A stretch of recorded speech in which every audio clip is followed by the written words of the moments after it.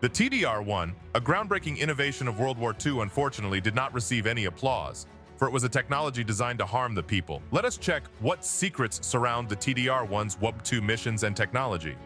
What features made TDR-1 stand out from the rest? In 1966, journalist Steve G. Simpson made an extraordinary discovery in the jungles surrounding WWII in Papua New Guinea. He frequently explored the area, seeking relics from World War II. WWII, once occupied by the Japanese, became a significant military base. A local resident shared tales of innovative aircraft, triggering Simpson's curiosity. He found 4 notable items: a large metal bomber system with intact manufacturer's plates and serial number, a substantial section of welded steel tubing from the airframe, a homing engine resembling a 6-cylinder, and parts of another, along with the hub of a 2-bladed wooden propeller. Simpson photographed the debris and contacted the U.S. Department of the Air Force in Washington, D.C. Their response was dismissive. They were unfamiliar with such an aircraft. Simpson also reached out to the bomber system's manufacturer, who confirmed its production but was unaware of the aircraft it was designed for. Simpson did not know that what he had discovered was a wreckage from aircraft number 81. In March 1942, a successful drone technology demonstration took place. Admiral Ernest King, Chief of Naval Operations, ordered the mass production of drone aircraft under Operation Option. This led to the creation of 2 assault drone types, the Naval Aircraft Factory TDM and the Interstate TDI. The Naval Aircraft Factory received the initial order to produce drones for the Navy. The primary requirement was that defense production should not hinder the Navy's standard military aircraft production. Consequently, the T-10 was constructed mainly from wood and steel tubing, powered by 2 non-military 6-cylinder Lycoming engines. It featured a simple fixed undercarriage to minimize hydraulic equipment needs. The prototype, designated TDI, received approval in November 1942. However, trials revealed the drone's complexity and high cost. The TDI drone had a fixed tricycle-style landing gear designed to be jettisoned after takeoff for one-way missions. It was intended to deliver ordnance with precision, dropping its payload at close range or, if necessary, ramming directly into the target. The designers had their intentions clear in the making of this brutal equipment.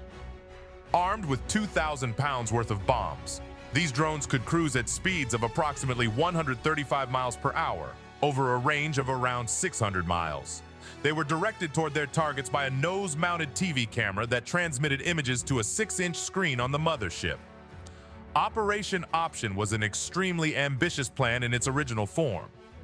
It called for the establishment of 18 squadrons, necessitating the production of about 2,000 drones and 162 control aircraft. This plan required a workforce of 10,000 naval personnel, including 1,600 trained pilots. Ultimately, only around 200 drones were constructed for Operation Option, and of those, less than 60 were deployed for their intended missions. The primary challenge arose from operational planners struggling to secure necessary funds, resources, and manpower due to a lack of awareness within the Navy about the project's nature and significance. The strategy involved accumulating a large number of drones for a sudden massive strike on multiple Japanese targets. Subsequent strikes were planned to disrupt repair efforts and the construction of improved anti-aircraft defenses. The initial set of these drones, belonging to Operational Unit Stack 1, arrived at the Russell Islands just north of Guadalcanal in early June, where they were stationed at the airbase called Sunlight Field. They promptly showcased their drone effectiveness by attacking a beached Japanese cargo ship, yielding dramatic results.